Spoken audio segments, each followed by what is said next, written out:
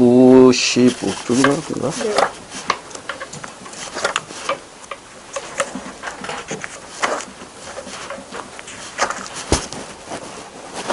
(95) 쪽부터요?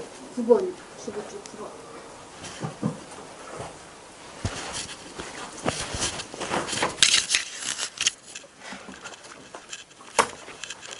자, 갑시다. 9번입니다. 9번. 다음 질문에 대한 답변으로 옳은 것 찾으라네요. 2016년 7월 1일 땡땡 주택을 보증금 1억 원에 2년간 임차하는 계약을 맺었고 8월 1일 입주와 동시에 전입신고. 이 정도 읽으면 딱 떠올라야 되죠. 입주와 더불어 임대차죠, 지금. 주택 임대차인데 여기에서 입주와 더불어 전입신고하면 두 가지 효력이 나타나요. 두 가지 효력. 하나가 대항력이고요. 다른 하나가 최우선 변제권이 생기고요. 여기다가 계약서 원본에다 해야 됩니다. 사본이 아니라 원본에다가 확정 일자를 받으면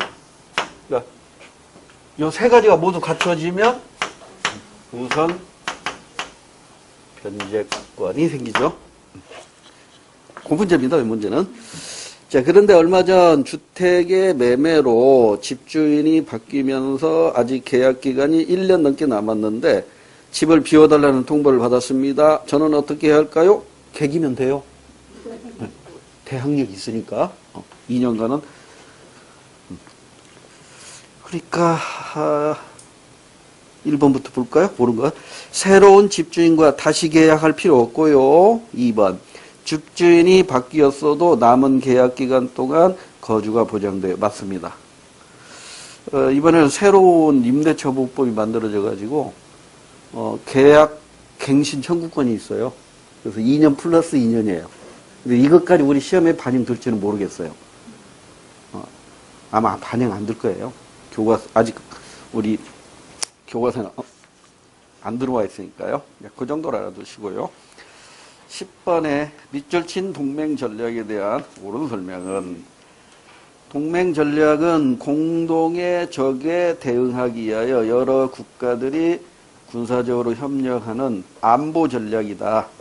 이는 공동의 적에 대하여 군사력의 우위를 확보함으로써 침략을 방지하는 것을 목적으로 한다. 그런데 동맹 전략은 근본적으로 도덕 규범이 아닌 자국의 이익에 기초하고 있기 때문에 동맹국 간에는 잠재적으로 적대적인 관계가 나타난다. 힘이고 정의가 된다 이런 얘기죠. 그러니까 이 동맹 전략을 쭉 읽어보니까 국제사회를 보는 두 가지 관점 중에 현실주의 관점이라는 걸 알 수가 있어요. 현실주의. 그러니까 국제 관계에 대해서 그 관점 두 가지 종종 시험 문제 나오는데요. 다시 복습해 볼까요? 국제사회. 국제사회를 보는 관점 두 가지. 현실주의와 우리 교과서에는 자유주의라고 표현되어 있고요. 윤리 교과서에는 이상주의라고 표현되어 있어요. 교과서마다 좀 달라. 그러니까 같은 개념으로 이해하시면 됩니다. 근데 현실주의는 홉스식 힘의 논리가 지배하는 거죠. 힘의 논리. 그다음에 자유주의 입장은 계몽주의에 영향을 받은 거죠. 그러니까 계몽주의의 이성주의라고 표현하면 되죠. 이 계몽주의 사상은 인간의 합리적인 이성을 강조하는 거니까요. 그래서 현실주의 입장에서는 국가 이익이 최우선이에요. 국가의 이익이 최우선. 그러니까 국가 이익이 최우선이기 때문에 힘의 논리로 전쟁도 불사하는 게 바로 현실주의입니다. 근데 자유주의 입장은 계몽주의의 이성주의의 바탕을 두고 있기 때문에 국제 규범이나 국제 규범이나 국제 기구를 중시해요.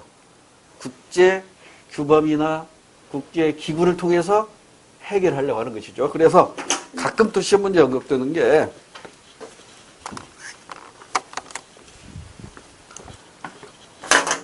요 시험 문제 자주 나오죠. 국제 평화를 유지하기 위한 전략이 다르죠. 자, 현실주의는 힘이니까 힘. 제가 이렇게 설명드렸죠? 힘력자. 세력. 균형. 전략. 자유주의는 집단. 안보. 전략. 그래서 사례로 시험 문제에 나왔던 게 그 유럽에서 바르샤바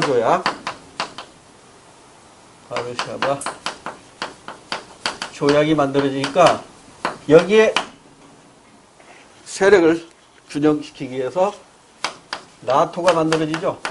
나토가 만들어졌고 또 우리나라와 관련해서 북한이 핵을 개발하는 것도 바로 세력 균형 전략과 연결되는 거고요. 집단 안보 전략은 사례, 유엔의 등장이라든가, 북한의 핵 개발과 대응되는 게 한반도 육자회담을 통해서 한반도의 평화를 유지하는 거, 이게 이제 자유주의 입장이죠. 그래서 이 문제 지금 이건 묻지는 않고 있지만 이걸 자주 묻는 문제들이 출제가 되고 있으니까 이것까지 같이 알아두셔야 됩니다. 자, 그럼 이제 10번 문제. 읽기 자료에서는 힘의 논리가 나왔으니까 옳은 걸 골라봅시다. 국가가 이기적인 행위의 주체임을 전제로 한다. 정답이네요. 바로 정답 나왔네요. 나머지는 공부거리를 한번 볼게요. 자연상태에 대한 루소의 입장을 바탕으로 한다. 루소가 말하는 자연상태는 자유와 평화가 유지되는 상태니까, 요건 어떻게 봐야 돼요? 자유주의 관점으로 봐야겠죠. 그 다음에 자유주의 기초의 국제 평화를 실현하기 위한, 이건 반대로 돼 있고, 그러니까 2번이나 3번이나 같은 말이고, 2차 대전 이후에 유해 창설의 기초가 됐다. 이것도 자유주의 입장이에요. 그러니까 1번만 현실주의 입장이고, 나머지는 전부 자유주의 입장이다. 이렇게 이해하시면 되겠고요. 11번. 밑줄 친 원포 달러 환율 변동에 대한 옳은 설명을 고르래요. 우리나라는 미국으로부터 X제를 수입한다. X제 달러 표시 가격은 10달러로 변하지 않았음에도 불구하고 원달러 환율 변동으로 인해 원화 표시 가격이 1,000원에서 1,100원. 이거 뭐야? 환율이 오른 거잖아요. 환율 인상이잖아. 자, 그럼 환율 인상에 대한 옳은 설명을 고르래요. 1번. 달러화 대비 원화 가치가 하락했다. 정답이네. 달러 가치가 오르면 당연히 우리나라 원화 가치는 하락하는 것이죠. 자, 이 환율 인상의 효과. 시험 문제 자주 나오죠. 환율 인상. 원화 가치 하락. 환율 인상되면 곧바로 수출 수입에 영향을 주죠. 수출 증가, 수입 감소. 그 이유가 뭐라고 그랬어요? 수출이 증가하는 이유는 우리나라 상품이 국제시장에서 가격 경쟁력이 높아지기 때문이죠. 가격 경쟁력이 높아진다는 얘기는 달러로 표시했을 때 싸게 표시된다 이 말이에요. 그러니까 우리나라 상품의 국제 원화 표시 가격이 아니라 달러 표시 가격. 달러로 표시하는 달러 표시 가격이 하락하고 이로 인해서 가격 경쟁력이 높아졌기 때문에 수출이 잘 되는 거죠. 그런데 이제 환율이 오르면 지금 이 문제와 같이 환율이 오르면 원화 표시 가격. 우리나라 이 엑스제를 우리나라에 수입했을 때 우리나라 원화로 표시해서 한다고 우리나라에서 잘 안 팔린다고. 자, 그럼 이렇게 해서 중앙은행에 외환 매입액하고 외환 매출액하고 비교하면 어느 게 많아져요? 수출이 많이 했으니까 달러가 많이 들어오죠? 그리고 외환은행에서 이제 매입하고 한국 돈 들어간단 말이에요. 이렇게 되면. 그러면, 우리나라 외환 보유고가 증가하죠? 외환 보유고 증가한 만큼 국내 통화량이 증가한다고. 국내 통화량이 증가하면 물가가 오른다고. 물가가 오르면 이제 수출 안 되고 수입이 늘어난다고. 그럼 이제 이게 또 계속 돌고 돌아야겠지. 수출이 줄고니까 이번에는 이제 어떻게 돼요? 외환 매입액이 외환 매입액보다 외환 매출액이 많아지겠지. 그러니까 외환 보유고 감소. 외환 보유고 감소. 외환 보유고 감소하면 다시 환율 인상. 이게 계속 돌고 돌아요. 돌고 돈다. 3년 내지 4년 주기로 돌아요. 그래서 취재 고가제, 취재 임금제 생각하시면 돼요. 일반 소비자죠. 일반 국민. 최고 가격제, 분양가 상한제, 이자 상한제 이런 것들이겠죠. 근데 지금 수요곡선이 공급곡선 이렇게 돼가지고 여기서 이퀄이 돼가지고 여기서 균형 가격이 결정이 되고 여기서 균형 거래량이 결정이 되는데 최저 가격은 시장 가격보다 위에 있어요, 아래에 있어요? 위에 있는 게 최저 가격입니다. 아래에 있는 게 최고 가격. 그렇게 규제하는 건데 지금 거기 보니까 이렇게 돼 있어. 여기 이렇게 선이 하나 다시 내려와 있고 이렇게 돼. 이렇게 규제한다면 이건 최저 가격일 거고, 그러죠? 여기로 규제하면 최고 가격일 텐데, 지금 소비자 이익, 원래대로라면 소비자 이익은 이만큼이고, 생산자 이익은 이만큼이잖아요. 그런데 지금 여기 딱 잘라졌어. 잘라져가지고, 그 빛깔로 표시했죠? 이렇게, 요만큼이 뭐일까? 원래 요만큼이 소비자 이익인데, 이렇게 가격을 규제했단 말이에요. 가격을 규제해가지고, 가격이 여기에서 어디까지 내려온 거예요? 여기까지 내려온 거죠. 가격이 여기까지 내려온 거잖아. 그러니까 가격은 여기서 규제하고 있는 거지, 현재. 여기서 규제한 게 아니잖아요. 그죠? 여기서 규제하고 있다고. 그러니까, 이게 소비자 이익이야. 소비자 이익. 그러면 생산자 이익은 뭐예요? 이렇게 해가지고, 요 부분. 우리 시험 문제에서는 B라고 표시되어 있잖아요. 요 부분. 이게 B. 이게 생산자 이익이라고. 그러니까 결국, 시장 전체적으로는 요만큼의 사회적 이익가 사라져버린 거죠. 그러니까 정부가 개입하면 좋은 게 아니라고 그랬잖아요. 그래서 소비자에게는 사회 전체적으로 보면 이만큼 사라지고 생산자에게는 이만큼 사라져서 요만큼의 사회적 후생이 감소했다. 이것이고.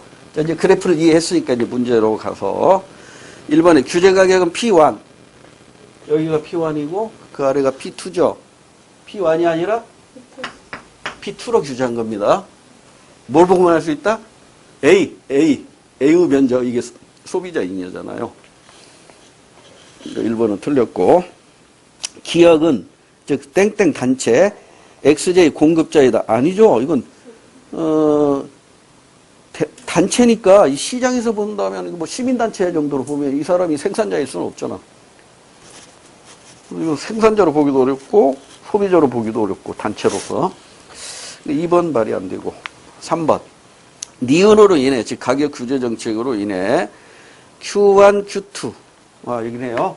여기 Q1, 여기 Q2. 이만큼의 초과 수요가 발생하는 것이죠. 초과 수요가 발생했다. 정답이죠? 네, 3번이 정답이고 4번 A는 생산자 잉여가 아니라 소비자 잉여고 B가 생산자 잉여입니다. 잘못돼 있죠? 그러면 이 초과 수요를 없애주는 대책이 뭐예요? 대책을 한번 생각해봐요. 수요를 줄이거나 공급을 늘려야 되는데 수요를 줄이는 것은 이거 거의 불가능해요. 결국은 공급을 이렇게 늘려야 된다고. 공급을 늘리려면 어떻게 해야 돼? 정부가 보조금을 주면 돼요. 보조금을 주거나 조세 감면 혜택을 주거나 그래도 안 되면 외국에서 수입해 오면 돼요. 보조금, 조세, 감면 그래도 안 되면 해외에서 수입해 오면 된다고. 이렇게 이해하시면 됩니다. 그러면 이와 또 비교할 것으로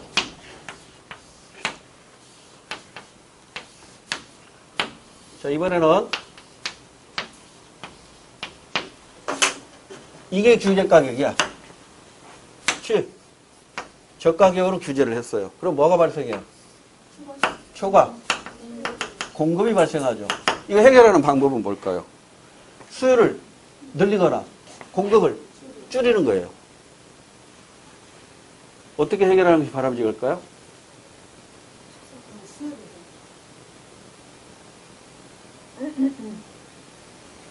대표적인 예로 이게 노동시장이라고 가정해 봅시다. 노동시장에서 이 초과 공급이 발생하면 이만큼의 비자발적 실업이죠. 그럼 이거 해결하려면 어떻게 해야 되냐고. 지금 이게 지금 노동의 공급이니까 이게 가계라고. 이게 노동의 수요니까 이건 기업이라고. 그렇죠. 이때 해결책은 이 실업자들, 야, 너 집에 가서 놀아. 이렇게 하면 안 되잖아요. 불가능하니까 이 공급을, 수요를 이렇게 늘려줘요. 그러니까 수요를, 기업이 노동을 많이 고용하는 이런 수요를 늘리기 위해서 역시 보조금 지급하거나 조세 감면하거나 등의 조치를 취하면 됩니다. 그러니까 이 경우는 공급을 늘렸고 이 경우 노동시장에서는 수요를 늘려서 해결할 수 있다. 이게 만약에 이게 쌀 시장이라면 어때요? 쌀 시장이라면 이게 다 시험에 나왔던 거라고. 쌀 시장. 이제 비탄력적이니까 좀 급하게 그려야겠죠. 이렇게 됐어. 그래서 이제 정부가 개입해서 최저 쌀 가격, 최저 가격제 실시했어요. 그리고 이만큼의 초과 공급이 발생하는데 이게 쌀이라면, 이게 쌀 시장이라면 초과 공급을 정부가 수매하죠. 정부가 수매하면 결국 이게 없어지잖아요. 그러니까 결국 이것도 이렇게 된 거잖아. 그러죠? 정부가 수매해가지고 얼마로 수매해야 돼요? 이 최저 가격으로 수매를 해야 돼요. 이 정도 맙시다. 자, 그 다음에 13번 문제로 갈게요. 자료에 대한 옳은 선생님 저거는 그러면 달리 표현하면 공급을 늘린다 그 표현인 거죠? 어떤 거요? 다시 오른쪽으로 옮겨졌으니까 수요를 늘리는 거죠. 네, 수요. 그러니까 정부가 수매한 것이니까 수요가 늘어난 거죠. 13번 옳은 설명 고르래요. 그림은 자산 관리 시 고려해야 할 사항인 유동성, 가나를 기준으로 주식과 다른 상품을 비교한 것이다. 가나는 각각 수익성과 안정성. 우리 포트폴리오 공부했었죠? 분산 투자, 포트폴리오. 그래서 세 가지 기준, 수익성, 안정성, 그 다음 하나가 그림에 나와 있듯이 유동성입니다. 그 유동성은 주식하고 A 했는데 A는 당연히 예금이나 현금이겠죠.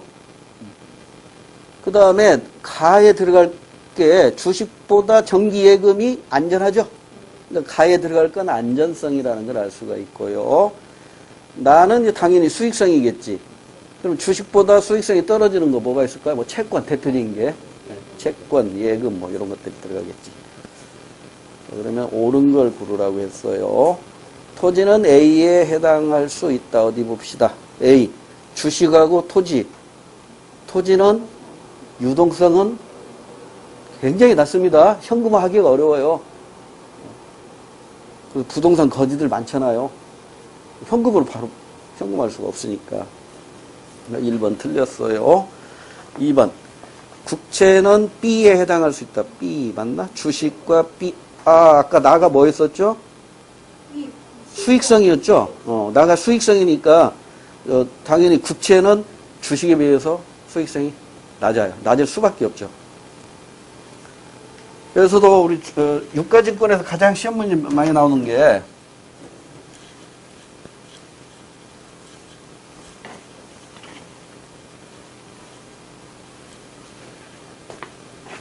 재산적 가치가 있는 증서, 이걸 유가증권이 하는데, 유가증권에서 가장 많이 시험 나온 게 요거예요. 채권. 그러니까 이 채권은 국공채뿐만 아니라 회사채도 포함이 돼요. 회사채. 먼저 주식을 가진 사람을 뭐라고 불러요? 주주라고 불러요. 주주의 지위를 가져요. 채권을 가진 자를 채권자라고 불러요. 채권자. 주식을 발행할 수 있는 회사는 주식회사밖에 없어요. 오직 주식회사만 발행할 수 있어요. 채권은요? 채권은 국공채니까 국가도 발행할 수 있고 공공기관에서도 발행할 수 있고 회사에서도 발행할 수 있어요. 이게 채권이죠. 그 다음에 주식에 대한 수익은 배당금을 받죠. 배당금뿐만 아니라 시세 차익도 받아요. 시세 차익을 얻을 수가 있어요. 채권은요. 배당금 없어요. 배당금 없는 대신에 정해진 이자를 받고 당연히 이것도 증권시장에서 거래가 되니까 시세 차익을 얻을 수 있다. 이 차이 가지고 시험 문제 우리 임용시험에서도 나왔었죠. 4, 5년 전에 나왔던 걸로 기억이 돼요. 자, 그 다음에 이제 13번에 3번. 틀렸겠죠? 어디가 틀렸을까요? 가는 필요한 때 현금으로 전환할 수 있는, 이걸 유동성이라고 해요. 유동성, 현금성. 그 다음에 4번. 나는 가격 하락이나 이자 부담이 가져올 수 있는 정도. 안전성이겠죠? 안전성. 그러니까 지금 가나가 바뀌었다고 보면 아니구나. 나는 연결이 안 되죠? 14번 문제.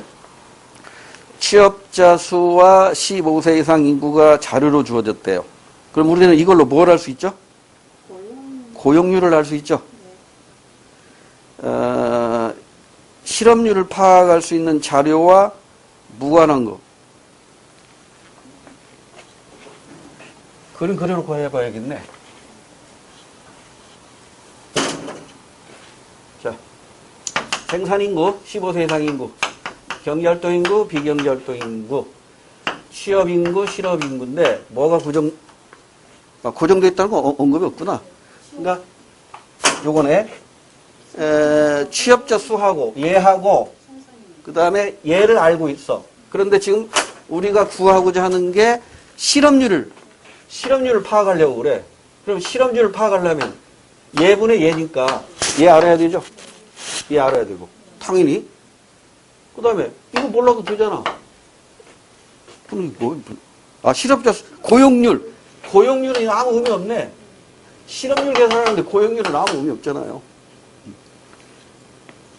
실업률을 파악할 수 있는 자료와 무관한 것은 고용률이고 나머지 실업자 수, 경제활동 참가율, 경제활동 참가율을 알아야 이 경제활동 인구 구할 수 있으니까. 그 다음에 비경제활동. 얘하고 얘는 항상 서로 상충관계잖아요. 경제활동 인구가 커지면 비경제활동 인구가 작아지는 거니까. 이것도 무관한 것이 아니라 관계가 있지. 그래서 문제가 취업자 수와 15세 이상 인구 자료가 줬을 때 실업률 파악하는데 아무 상관관계 없는 건 고용률. 1번이 정답입니다. 넘어가서 15번. 그림은 엑스제만을 생산하는 각국에서 나타난 변화이다. 이에 대한 잘못된 설명은? 지금 가격 변화율이 나왔습니다. 변화율이니까 양의 값도 있고 음의 값도 있어요. 근데 우리 이 시험 문제에서는 양의 값만 지금 표시한 겁니다. 그 다음에 생산량 변화율도 변화율이기 때문에 양의 값과 음의 값이 존재하는데 양의 값만 지금 표시하고 있습니다. 그럼 잘못된 설명을 고르라고 했는데 1번. 가의 경우 명목 GDP는 증가하고 실질 GDP는 변함없다. 맞아요? 틀려요? 지금 이 나라는 X제만 생산한다고 그랬죠? 그러니까 여기 가격 변화율이라고 나왔는데 가격 변화율을 물가 변화율로 봐도 돼요? 그러니까 물가 지수 어떻게 계산이 되죠? 물가 지수가 우리가 아무 말 없을 때 물가 지수는 GDP 디플레이터로 생각하시면 돼요. GDP 디플레이터. 그러니까 실질 GDP분의 명목 GDP 곱하기 100인데 지금 물가 지수가 가격 변화율이 가로 같다는 얘기는 이 물가 지수가 양의 값이니까 물가가 오른 거죠. 그러죠? 그럼 물가가 올랐으면 물가가 올랐고 그 다음에 가로 옮겼다는 얘기는 생산량 변화율이 0이죠. 생산량 변화율이 0이니까 생산량은 고정되어 있다는 얘기예요. 변하지 않았다는 얘기잖아요. 그러면 이 생산량, 즉 GDP는 실질 GDP로 구한다고 그랬어요? 명목 GDP로 구한다고 그랬어요? 실질 GDP로 구하죠. 그러니까 이 실질 GDP가 지금 고정이 돼버린 거야. 고정된 상태에서 물가가 올랐으니까 명목은 커져 작아져? 당연히 커져야지. 그러니까 1번 맞아요, 틀려요? 명목 GDP는 증가하고 실질 GDP는 고정, 변함이 없다. 봤잖아요. 근데 해답이 지금 1번으로 돼 있죠.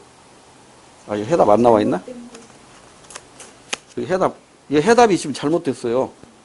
이게 15번, 이게 몇 회야? 12회예요.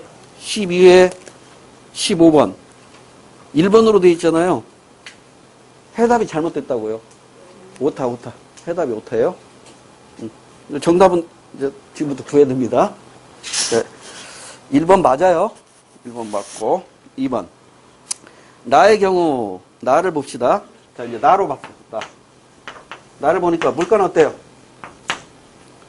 물가는 양의 값이죠? 물가 올랐어요? 양의 값이니까 물가 올랐어요. 그 다음에 생산량 변화도 양의 값이죠? 생산질 변화도 양의 값이니까 생산량도 증가했다고. 실질 GDP, 그러니까 이 생산량은 실질 GDP로 바로 접근하면 돼요. 이것도 증가한 거죠. 그러면 명목 GDP는 그럼 어떻게 되겠어요? 물가가 올랐으니 이게 올랐고 실질 GDP로 증가했는데 명목 GDP는 더 많이 증가해야겠지. 그러죠? 명목 GDP와 실질 GDP 모두 늘어납니다. 근데 뭐가 더 많이 늘어나요? 명목 GDP가 더 많이 늘어나야 돼요. 물가가 올랐으니까. 일단 2번도 맞죠? 2번도 맞고. 그 다음에 이제 다번으로 가볼까요? 자, 다번. 물가하고 실질 GDP 분석해 봅시다. 다번은 가격 변화율이 0으로 갔네? 그러니까 물가가 고정됐네? 물가가 고정됐어요. 그런데 다번은 생산량 변화율이 플러스네? 즉 실질 GDP가 증가했네? 그럼 명목 GDP는 어떻게 돼요? 명목 GDP도 증가해야지. 얘가 늘었으니까 이게 고정돼 있다면 얘도 늘어야 할 거 아니에요. 그러죠?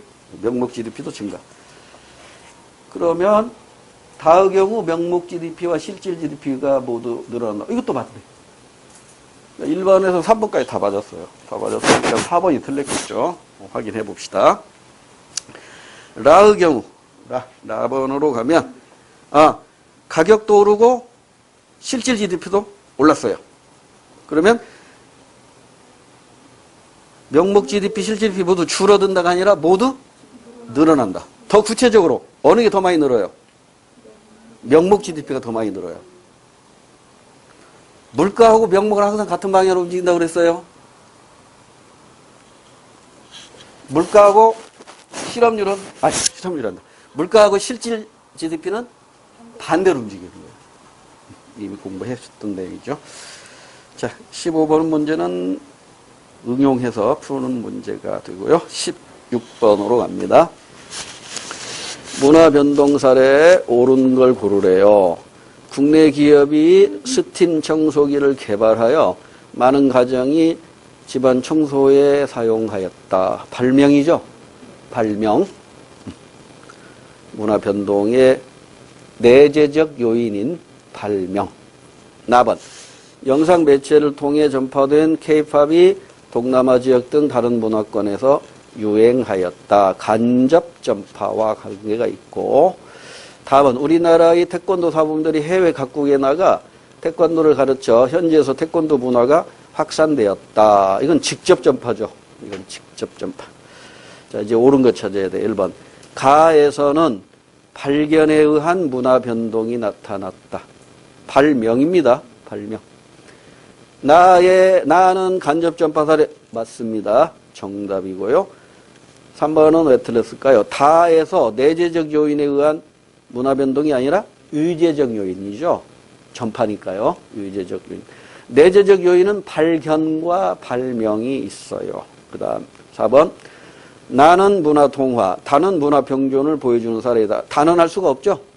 K-팝이 다른 동남아 문화권에서 그들 문화를 다 없애버리고 K-팝만 유행했다면 문화 동화가 되겠지만 그렇게 여기 주어진 자료만 가지고는 판단하기 어렵죠. 4번도 틀렸습니다. 17번 문제. 밑줄 친 설명으로 옳은 걸 찾으래요. 절대적 빈곤, 상대적 빈곤. 이 문제는 이제 도표 분석 문제도 우리가 대비해야 된다고 그랬어요. 절대적 빈곤은 최소한의 생활 수준을 유지하는 데 필요한 자원이나 소득이 절대적으로 부족한 상태입니다.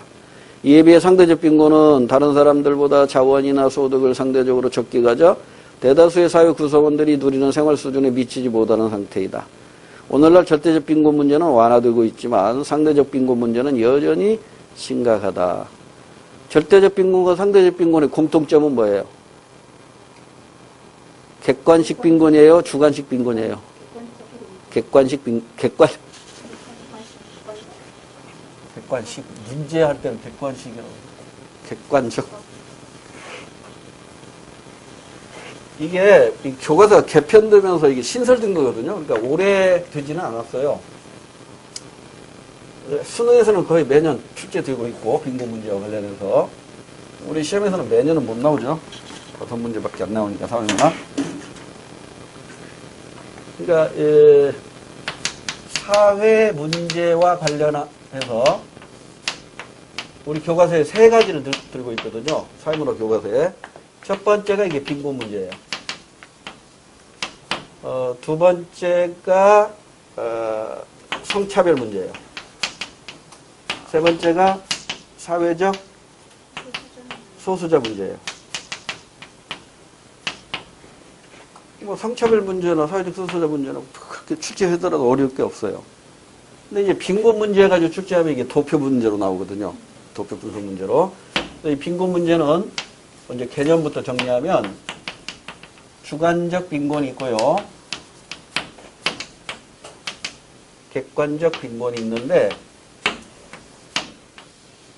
이 객관적 빈곤은 객관적인 기준이 있다는 얘기죠. 이 주관적 빈곤은 기준이 없어요. 사람마다 기준이 다 달라. 근데 이 객관적 빈곤은 이제 기준을 가지고 있다고. 기준이 있어요. 기준.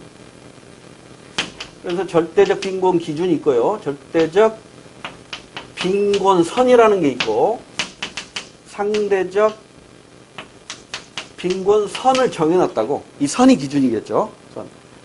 그래서 이 절대적 빈곤선은 최저 생계비를 기준으로 해요. 최저 생계비 기준으로 합니다. 그러니까 실제 생계비 미만일 때 우리는 절대적 빈곤 가구다 이렇게 얘기를 해요. 상대적 빈곤은 중위소득의 50%를 기준으로 해요. 중위소득이란 가난한 사람부터 부자까지 한 줄로 쭉 세워놨을 때 한 가운데 있는 사람의 소득을 중위소득이라고 해요. 평균소득은 아니에요. 평균소득의 개념하고는 전혀 달라요. 평균소득이 아닙니다. 평균소득이 아니고 중위소득이라고. 일반적으로 절대적 빈곤선보다 상대적 빈곤선이 높아요. 그러면 절대적 빈곤 가구는 전부 상대적 빈곤 가구가 되는 거예요. 그런데 상대적 빈곤 가구 중에 절대적 빈곤 가구가 아닌 가구도 있겠죠? 이게 상대적으로 높으니까. 근데 시험 문제에서는 항상 그렇게만 내는 건 아니에요. 절대적 빈곤선이 상대적 빈곤선보다 높게 출제하기도 해요.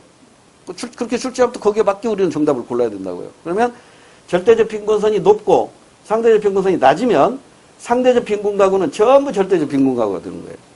이런 내용들이 이미 우리 임용시험에서 출제가 됐잖아요. 그리고 항상 조심해야 할 것이 절대적 빈곤선하고 상대적 빈곤선이 같으면 절대적 빈곤율하고 상대적 빈곤율도 같아요. 선이 같으면 당연히 율도 같겠죠.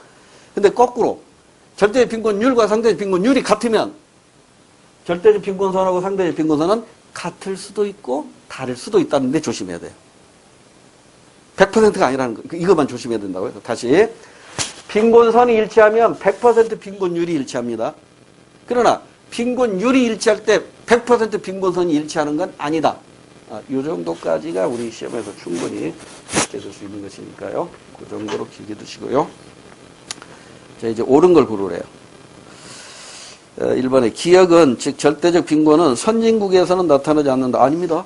어느 나라에서든지 절대적 빈곤, 상대적 빈곤 다 나타납니다. 1번 틀렸고요. 2번 기역은 니은과 달리 상대적 박탈감을 유발한다. 절대적 빈곤뿐만 아니라 상대적 빈곤 모두 상대적 박탈감이 있어요. 그 다음에 3번 니은에 속한 인구가 감소해야, 즉 상대적 빈곤 인구가 감소해야 절대적 빈곤에 속한 인구가 감소한다. 말도 안 되는 얘기고요. 아무 근거가 없는 얘기고. 4번이 정답인가 봐요. 기역과 니은을 판단하는 기준서는 시대에 따라 달라질 수 있다. 당연하죠. 우리나라도 매년 이 출제 생계비가 달라지고 있잖아요. 넘어갑니다. 18번 다음에 나타난 사회문화 현상의 연구 방법. 둘 중에 하나겠죠. 이론론 아니면 이원론. 말을 바꾸면 약적 접근 아니면 질적 접근, 또는 실증적 연구 아니면 해석적 연구, 또는 설명적 연구 아니면 서술적 기술적 연구가 되겠죠. A는 사회문화 현상에도 자연현상과 같이 법칙이 존재한다는 전제하에 과학적으로 정밀한 도구와 절차에 따라 탐구를 통해서 법칙을 발견하고자 한다. A는 이론론이네요. 이론론이니까 실증적 연구요, 양적 접근이요, 설명적 연구에 해당이 됩니다. 그럼 B는 보나마나 이원론이겠죠. 이원론이니까 질적 접근이요, 해석적 연구요, 기술적 연구 또는 서술적 연구에 해당이 되겠죠. 자, 1번으로 바로 갈게요. A는 이론론이었어요. 감정이입과 직관적 통찰, 이건 질적 접근, 해석적 연구에서 중시하는 겁니다. B라고 바꿔야 되고요. 2번 B, 이원론은 사회문화 현상 연구에 자연과학적 연구 방법을 사용한다. 그러면 이론론이잖아요. 이론론이니까 A라고 해야 됩니다. 틀렸고. 3번 A는 이론론은 B, 이원론과 달리 계량화된 자료의 통계적 분석을 중시한다. 그러니까 양적 접근이라고 표현한다고 그랬죠. 따라서 3번이 맞는 것으로 정답이네요. 4번 A, B 모두 연구자가 연구 대상으로부터 분리될 수 있다고 본다. 땡. 분리될 수 있다고 보는 건 뭐죠?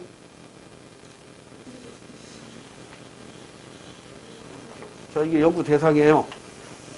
연구 대상. 연구 대상에 연구자가 여기 있을 수도 있고, 연구자가 여기 있을 수도 있잖아요. 연구자가 연구 대상과 분리된다는 얘기는 객관화시킨다는 거죠. 객관화시킨다는 거지. 법칙을 찾아낸다는 것이니까 이게 실증적 연구자는 항상 밖에 있어야 돼요. 연구 대상 밖에. 근데 해석적 연구는요, 연구 대상과 같이 생활해야 되잖아요. 연구 대상과 감정이입, 직관적 통찰 같이 해야 되잖아요. 그래서 연구자가 연구 대상으로부터 분리될 수 있다고 보는 게 이론론이고요. 분리될 수 없다고 보는 게 이원론입니다. 그러니까 이원론은 항상 주관이 개입될 수밖에 없는 거예요. 19번. 딱 보니까 계층에 뭐 상중하 이런 용어 나왔죠? 그런데 표를 이상한, 처음 보는 표가 나왔죠? 그럼 이걸 빨리 고칠 줄 알아야 돼요. 우리가 문제 푸는데 도구로 사용하는 도표가 있잖아요. 그걸 빨리 고쳐야 돼요. 그걸 안 고치고는 절대 이 문제 못 풉니다. 이 문제는 우리 시험에서는 좀 난이도가 높은 문제에 속해요. 그렇지만 이 문제를 통해서 우리가 꼭 알아야 할 게 있어요. 그래서 제가 이 문제를 선별한 거니까 이 문제를 통해서 우리가 꼭 알아야 할 것이 뭔가를 한번 확인해 보도록 해봅시다. 지금 이 문제는 이렇게 주질 않았어요. 우리가 계층 분석할 때 항상 도구는 이거잖아요. 세대 간이동이죠. 세대 간이동.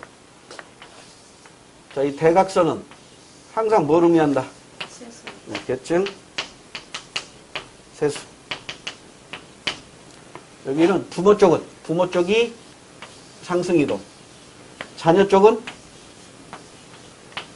하강이동이잖아요. 그죠? 자, 이제 이 표를 가지고 이 표로 만들어야 된다고. 자, 그림은 각국 자녀 세대의 계층 구성 및 세대 간 이동 비율을 나타냅니다. 이 지금 각국 자녀 세대라고 했네요. 그러니까 자녀 세대 상중하가 거기 지금 A, B, C로 나와 있는 거야. 근데 A, B, C를 상중하로 바로 주어지지 않고 분석하도록 주었어. 분석. 자, 이대한 분석으로 옳은 걸 찾으라고 했는데 단 A에서 C는 자녀 세대의 계층으로서 각각 상, 중, 하 중에 하나이다. 자, 그러면 A만 놓고 볼게요. A만 놓고 보니까 4칸으로 돼 있고 여기 하얀색이야. 하얀색이 그 아래 부모의 계층을 세습한 자는 이렇게 돼 있죠? 세습한 거야. 그 다음에 거기 새카만 게 부모에 비해 계층이 낮은 자녀니까 하강 이동한 거죠. 하강 이동한 거니까 이쪽이겠네. 그러니까 하는 아니다. 부모 계층을 부모에 비해 하강 이동 한다란 말이에요. 그러면 A는 뭐가 없어요? 상승이 없죠? 상승이 없잖아. 자녀가 부모 계층보다 상승이 없다는 얘기는 뭘까요?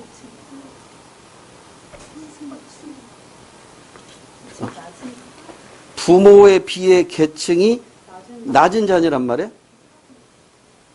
낮은 자녀가 있고 그 다음에 부모에 비해 계층이 높은 자녀는 없잖아요. 그럼 A는 상중하 중에 뭘까요?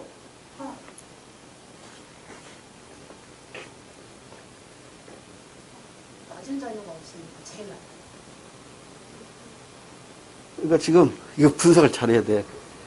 맨 밑에 하, 자녀에서 상중하 중에 하. 그렇죠. 상중하로 볼 때 A는 하가 되는 거예요. 하. 봐요.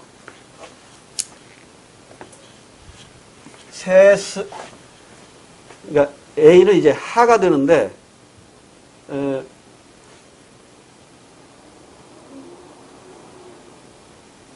어떻게 설명해야 빠를까? 그러니까 하강 이동은 있는데 상승 이동이 없단 말이에요. 상승 이동이 없어. C를 한번 볼까요? C? C를 보면 C도 4칸으로 돼 있죠. 얘는 세습하고 부모에 비해 상승 이동한 게 이건 세습이잖아요. 그러니까 하강 이동이 없죠, 여기는. 하강 이동이 없다고. 하강 이동이 없으면 이건 상중하 중에 어디에 사는 거예요? 이게 상이 되는 거죠, 상. 그럼 B가 뭐예요? B가 이제 중이겠죠. 그러죠? 그러면 자녀의 상 4칸이죠? 자녀의 중. 셀 필요 없이 하부터 해봅시다. 하도 20. 하도 20. 그럼 나머지? 역시. 다이아몬드네. 다이아몬드. 요 분석이 끝나면 이 문제는 쉽게 풀립니다. 자, 그럼 이제 빈칸 채워야겠죠? 이게 C, D, A, C, B, A 이렇게 된다고. 그러면 A 세습 얼마예요? A 세습 15. B 세습 20. C 세습 10. 이렇게 된다. 그 다음에 이제 여기 채울 수 있겠죠? 여기에서 B에서 보세요. 거기 부모 계층에 비해 높은 자녀 15. 낮은 자녀 아니다. 여기다 15면 B가 중이죠. 부모에 비해 계층도 회색으로 나와 있는 거죠. 15. 이게 15대. 그 다음에 새카만 거 25. 그럼 60 나오나요? 60 나왔죠? 그럼 이제 채울 수 있죠? 15. 다 못 채우네. 못 채우네요. 여기까지밖에 못 풀어요. 자, 그러면 이제 수능에서는 이거 또 함수를 준다고, 이걸. 우리는 그런 시문이 안 나와요. 그런 시문이 안 나오니까 걱정할 필요 없고. 자, 1번. 자녀 세대 계층 구조는 피라미드형이다. 땡. 다이아몬드형. 부모 계층을 세습한 자녀의 비율은 자녀 세대의 계층 중에서 하층이 가장 높다. 자녀 세대의 계층 중에서라고 그랬어요. 그러니까 자녀 세대의 계층 중에서니까 20분의 10, 60분의 25, 20분의 15 이렇게 해봐요. 그러면 이건 50%고 이건 50%가 못 되고 얘는 50%가 넘잖아. 그러니까 이게 제일 크지. 부모 계층을 세습한 자녀의 비율은 자녀 세대의 계층 중에서 하층이 가장 높아요. 맞죠? 자녀 세대라고 했으니까 자녀 세대를 기준으로 해야 됩니다. 20분의 10, 60분의 20. 여기구나. 60분의 20. 이거 3분의 1밖에 안 되잖아요. 여기는 50% 훨씬 넘고 이게 제일 커요. 나머지 3번 왜 틀렸어요? 자녀 세대 중 부모 계층을 세습한 자녀의 비율은 50% 넘는다. 어디? 30, 45예요. 50% 못 돼요. 45%. 그 다음에 자녀 세대에서 세대 간 하강 이동보다 상승 이동이 더 많이 발생했다. 하강 이동보다 상승 이동이 더 많이 발생했다. 봐봐요. 이거 두 개 합치면 10 나와야 되죠. 이거 두 개 합치면 5 나와야 돼요. 그러면 여기 합치면 30이고요. 여기 합치면 25예요. 그러니까 하강 이동이 더 많아요. 하강 이동보다 상승 이동이 더 많은 게 아니라 하강 이동이 더 많아요. 됐죠? 20번. 밑줄 친 설명으로 옳은 것. 걸그룹 트와이스의 멤버인 값은 KBS 방송사의 드라마에 출연하여 여주인공으로 열연하고 있다. 부모가 모두 연기자인 가정에서 성장한 값은 청주대학 청주대학교 영화예술학과 출신으로 연기력을 인정받았다. 맞는 거 찾아봅시다. 기억은 사회 집단이다. 맞죠? 사회 집단의 요건 세 가지 모두 갖추면 되잖아요. 소속감을 가지고 지속적인 상호작용을 하는 둘 이상의 모임. 그러니까 걸그룹 이건 BTS인가? 가들도 다 사회 집단입니다. 1번 정답이에요. 나머지는 왜 틀렸을까? 니은 KBS 방송사는 사회화를 목적으로 설립된 기관 땡. 예. 사회화를 목적으로 하는 게 이제 공식적 사회기관인데 대표적인 게 학교죠. 학교. 디귿 부모는 귀속주의가 아니라 성취주의고요. 니을 청주대학교 영화예술학과는 1차적이 아니라 2차적 사회화 기관이고 공식적 사회화 기관이 되겠죠. 잠깐 쉬었다가 13으로 갑시다.